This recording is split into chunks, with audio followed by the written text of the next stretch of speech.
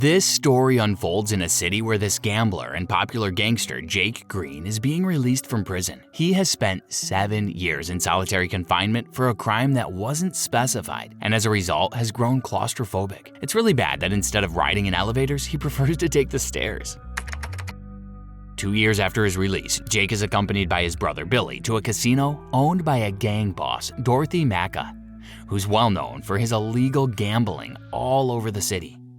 It's also revealed that Jake had gone to prison because he was ordered by Macha to commit the crime that led to his arrest. Despite Billy's warning, Jake has managed to convince him to come with him to the casino to get payment of the debt that the gangster supposedly owes them. Macha entertains them in a private section where one of the gambling games is currently taking place. Initially, Jake bets a fortune on a chip toss with one of the players at the table and loses, but he somehow manages to manipulate Macha and makes the same bet with him, and this time Jake comes out victorious. This, however, makes Macha feel humiliated, so he orders Paul, his right-hand man, to eliminate Jake. As Jake exits the casino, a strange man hands Jake a card, offering to help him. He accepts the card, but due to his phobia, he heads for the stairs. At the stairwell, Jake checks out the card, and almost immediately he collapses and rolls down the stairs. This causes the card to fall right side up, reading, "Take the elevator." Jake is quickly rushed to the hospital, but the doctors claim that they don't know the cause of his unconsciousness. However, Jake just wants to go home, so he asks if he can leave. He is then informed that they will have his results in a few days and that he can indeed leave. When Jake arrives home, he sees another card on his doorstep that reads, "Pick this up." And as he bends over to pick it up, someone pulls a rapid fire over his back, eliminating all his men except the driver. He gets into the car and tells the driver to move, but the driver too gets shot, leaving Jake as the only survivor of the attack. Luckily for Jake, Zach, the same man from the casino, comes to his aid. Zach holds off the assassin and asks Jake to get into the car. Jake's hesitant at first, but it's not like he has a choice. Zach then manages to get him out of the place and to their base, where he introduces Jake to his buddy, Avi. The duo then sits Jake down to offer him a deal, but before hitting the nail, Avi showed Jake his medical reports, which I'm not even sure how they managed access to. The reports show that the fainting was due to a rare blood disease that Jake has, and to make things worse, Jake was going to bite the dust in 3 days. But following this revelation, Avi and Zach make a deal with Jake. They'll take all of his money, and he'll do what they say, no questions asked. In exchange, they will protect Jake from Macha. However, Jake suspects he's being played by them, so he leaves. Meanwhile, Macha confronts Sorter, the assassin he hired, for missing Jake twice when he's supposed to be the best in his dealings. Sorter then tries to explain that someone could be helping Jake, but Macha is only interested in him getting the job done. Unfortunately, Jake later goes to see the doctors, where he discovers that Avi and Zach could be telling the truth. After getting his files from the doctor, he threatens the poor man with a gun, thinking that he may have been bribed by Avi and Zach as part of their con, but it's obvious that he can't even do anything about it. From there, Jake goes to get some money from his locker and heads to Avi and Zach's pool hall with a bag of money, finally agreeing to their terms. Zach and Avi explain that his money will be used to fund their money-lending business. Unfortunately for Jake, he can't seem to put his finger on the fact that he has become a messenger boy for the duo. But he realizes if he really has 3 days left, then there's no way he's going with his money. So what the heck?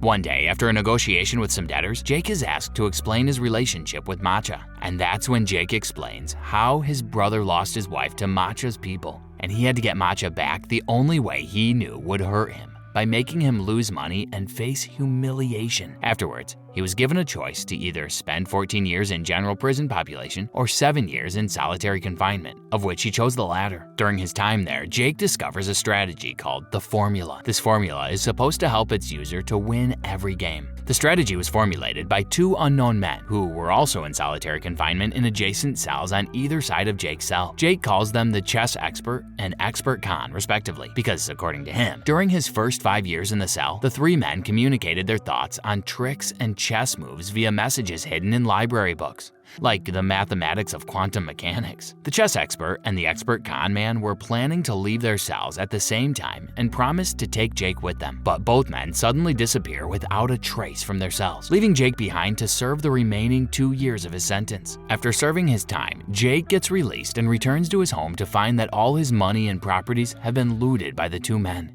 With no choice left, he tried to implement the formula, which he had doubts would work. However, This wins him a lot of games at casinos. This earned him a reputation, and many gambling houses started to fear him for his insane luck. He even gets blacklisted by many casinos. But the formula applies to any game, and it's especially emphasized in how good Jake is at chess, as can be seen between him and Avi, who tells Jake he's never playing chess with him again after losing to Jake 3 times in a row. On the other hand, Macha goes to strike a cocaine deal with Lily Walker, the advisor to the unseen, untouchable kingpin known as Sam Gold. This Sam Gold is supposedly the great figure that all underworld members want to be. He sees all. He knows all, and according to Lily, he doesn't give second chances. She also warns Macha that Gold is not someone you delay and that he hates publicity. Meanwhile, Jake follows Zach and Avi to carry out a heist on a vault full of cocaine from Macha's casino. When Macha finds out, he almost loses it. Knowing who Gold is, he becomes desperately in need of saving his neck. As a result, he asks Paul to talk to his rival, Triad Kingpin Lord John. They request replacement powder at insanely high prices that one couldn't possibly refuse. Sadly, Lord John insults them and refuses to make deals with his enemy. During one of Lord John's negotiations, Jake accompanies Zach and Avi to rob John of millions of dollars and then frames it on Macha just to stir up the two men. Later, Jake accompanies both men to threaten a client who's yet to pay off his debts.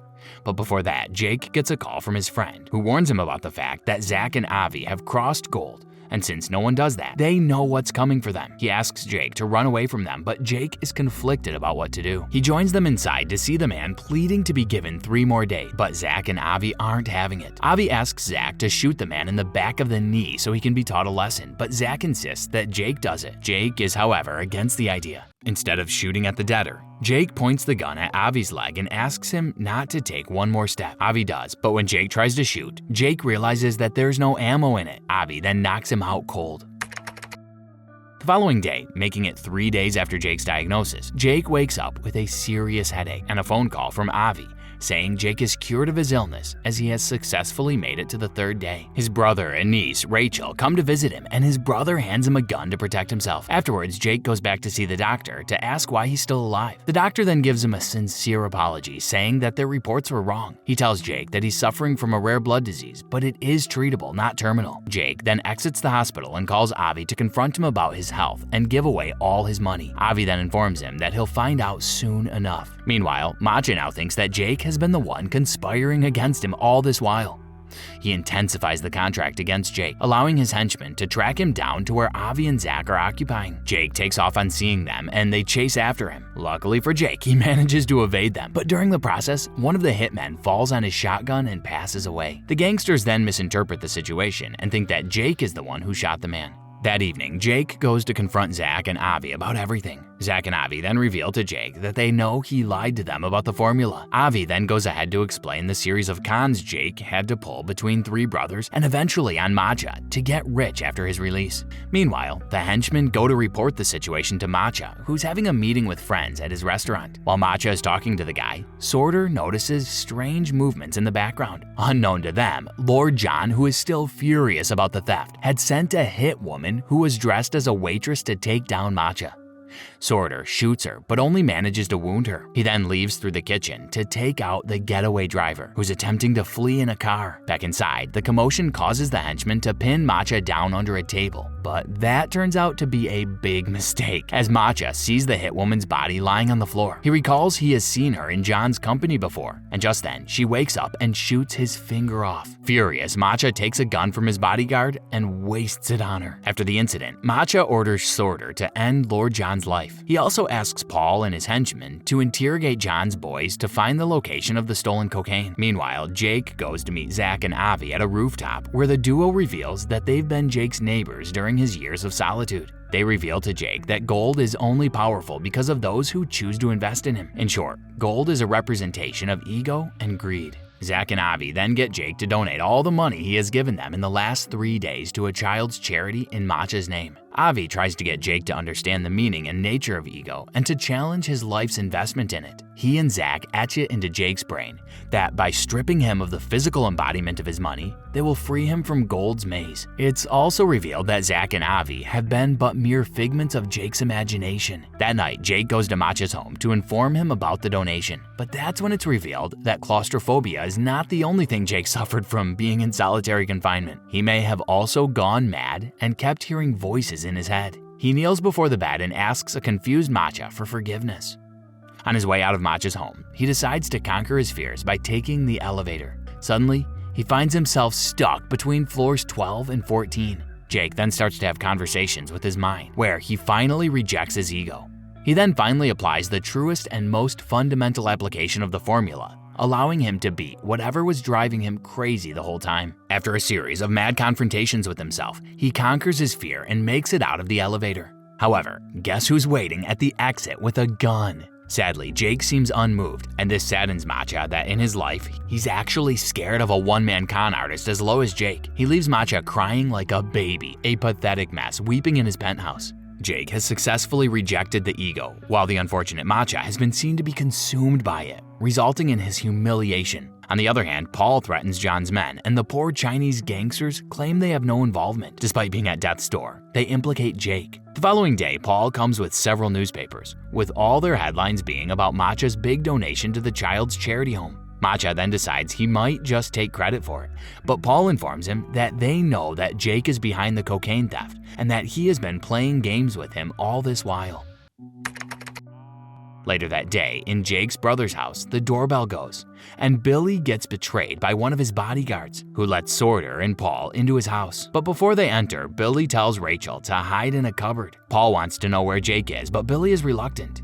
He then tortures Billy and threatens to burn him and kidnap his daughter just to get information on Jake's whereabouts. Meanwhile, Macha is visited by Lily Walker, who has come to inform him that Gold is angry at Macha's publicity as he has refused to close their deal, but has enough money to be making donations and fame. Macha pleads for more time and a second chance, but Lily leaves him with nothing but a cryptic threat. Back in Billy's home, Sorter starts to get unsettled by the torture against Billy. This actually allows him to find his conscience. And with that, Sorter also rejects his ego by eliminating Paul and all the henchmen present. He then asks Rachel to stop crying since this is a grown-up game they always play. He tells her to get back in the cupboard and cover her ears until everything is over. Sorter then goes on a spree, taking out all of the henchmen one by one. Unfortunately, he gets shot, but just when he's about to round off, he gets shot by an unsuspecting henchman and Rachel gets kidnapped. Meanwhile, Jake hears about his niece's kidnap and shows up at Macha's casino, to Macha's surprise. While waiting for Macha, Jake starts playing a game of chess with Avi again.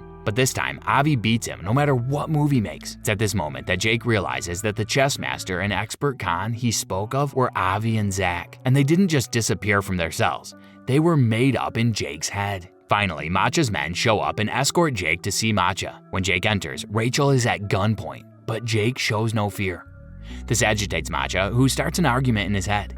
He concludes the argument by saying that Jake cannot eliminate him if he's dead, and just then, he sees a flash image of Jake gesturing for him to shoot himself. Macha then points the gun to his head and fires, and the screen goes black. And this is the end. This was a recap of the 2005 movie Revolver, co-written and directed by Guy Ritchie and starring Jason Statham, Roy Liotta, Vincent Pastore, and Andre Benjamin. So what do you think about the universal formula developed by Jake that guarantees victory to its user when applied to any game or confidence trick? Let us know in the comments below with #CinemaRecap. Until next time.